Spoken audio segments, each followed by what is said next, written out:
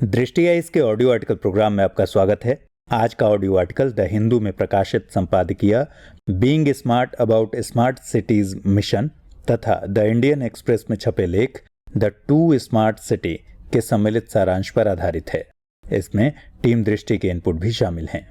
यह audio article सामान्य अध्ययन प्रश्न पत्र 3 के अर्थव्यवस्था खंड से जुड़ा हुआ है। तो आइए लेख की शुरुआत करते हैं। स्मार्ट सिटी मिशन और नागरिकों की स्मार्टनेस।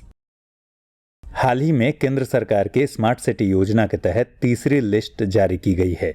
शहरी विकास मंत्रालय ने इस लिस्ट में 29 शहरों को शामिल किया है जिन्हें स्मार्ट सिटी बनाया जाएगा।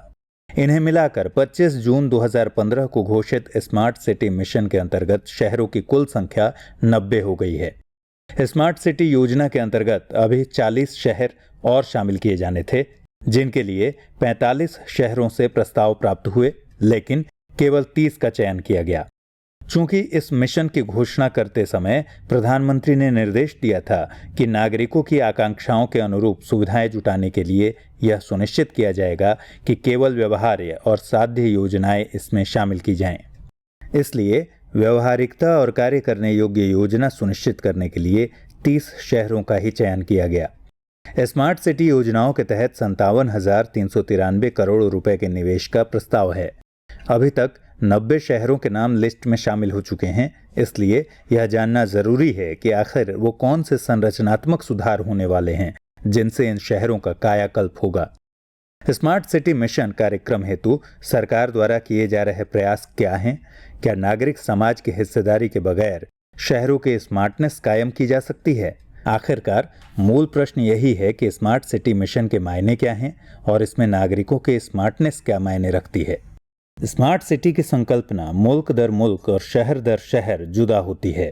स्मार्ट सिटी की ऐसी कोई परिभाषा नहीं जिसे सर्व स्वीकृति हासिल हो। अलग अलग लोगों के लिए इसका मतलब अलग अलग होता है। स्मार्ट सिटी का जो अर्थ भारत में होगा वही यूरोप में नहीं हो सकता। फिर भी यह जरूर है कि स्मार्ट सिटी विकास के स्तर, परिवर्तन और सुधार की इच्छा निवासियों के संसाधनों और उनकी आकांक्षाओं पर निर्भर करता है। इसमें शहरी योजनाकार को आदर्श तौर पर पूरे शहरी पारिस्थितिकी तंत्र का इस तरह विकास करना होता है जो नागरिकों की आकांक्षाओं और जरूरतों को पूरा कर सके तथा यह संस्थागत भौतिक, सामाजिक और आर्थिक अवसंरचना में दिखाई दे। कुल मिलाकर स्मार्ट सिटी एक ऐसे कल्पित शहर का लक्ष्य है जो नागरिकों को गुणवत्ता वाला जीवन, स्वच्छ और स्थिर वातावरण और स्मार्ट समाधान प्रदान कर सके। इसमें स्थिर और समावेशी विकास पर फोकस किया गया है। विचार है कि छोटे संभावनाशील शहरों पर फोकस किया जाए और उन्हें मॉडल के रूप में विकसित किया जाए ताकि अन्य आकांक्षी शहरों के लिए वह दीप स्तंभ का काम करे। भारत सरकार के स्मार्ट सिटी मिशन एक साहसी और नई पहल है। फिर भी एक स्मार्ट सिटी का नाम सुनते ही सवाल जो सबसे पहले मन में कौंधता है वह यह है कि आखिर एक स्मार्ट सिटी में किन अवसंरचनात्मक सुधारों पर बल दिया जाएगा। आखिर वह मूलभूत इंफ्रास्ट्रक्चर क्या होगा जिसके विकास से शहर स्मार्ट हो जाएगा।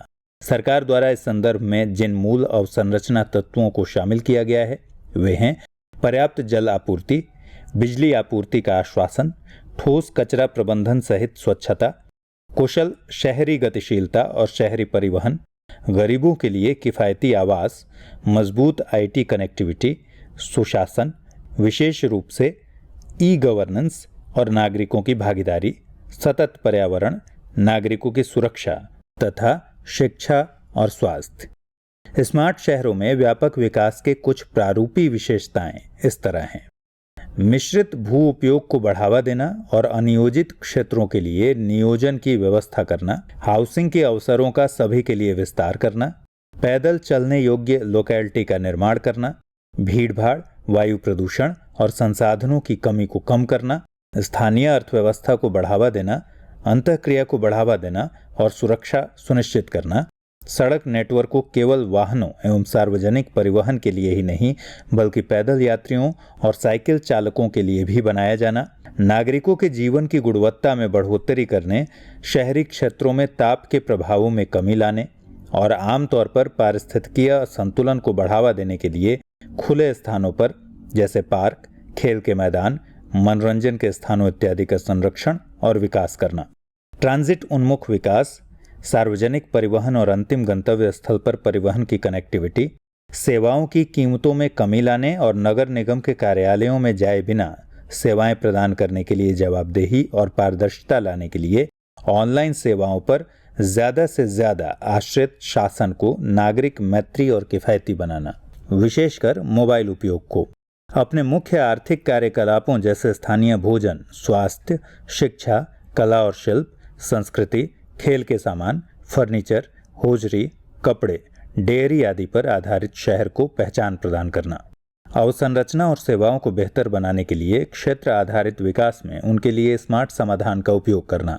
उदाहरण के लिए कुछ एक संसाधनों का उपयोग कर और सस्ती सेवाएं प्रदान कर क्षेत्रों को आपदा से सुरक्षित बनाना।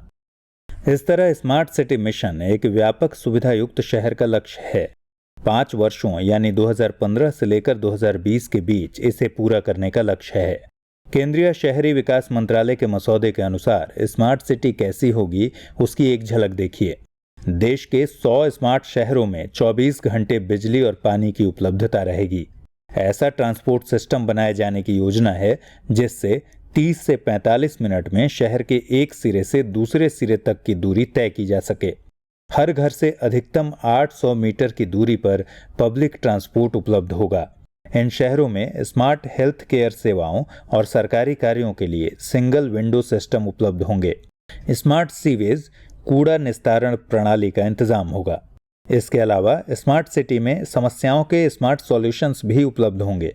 लोगों को सूचनाएं प्रदान करने का बेहतरीन प्रबंधन, नागरिकों की भागीदारी, शिकायतों का ऑनलाइन निपटारा और सेवाओं की इलेक्ट्रॉनिक डिलीवरी स्मार्ट सिटी में लोगों को सुलभ होगी।